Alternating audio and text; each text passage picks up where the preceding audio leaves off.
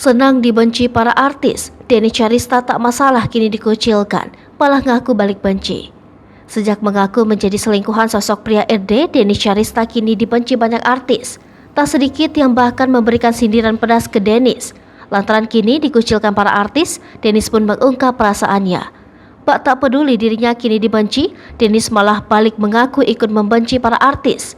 Dennis bahkan mengaku dirinya enek dengan tingkah kebanyakan para artis. Diketahui sosok Dennis memang tengah menjadi sorotan lantaran pengakuannya.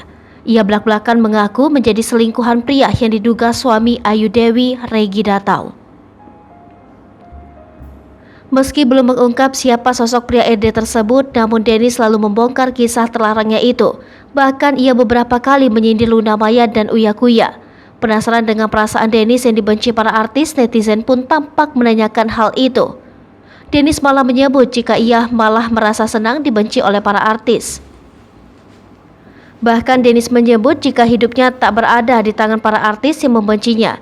Ditambah lagi menurut Dennis artis-artis tersebut jahat.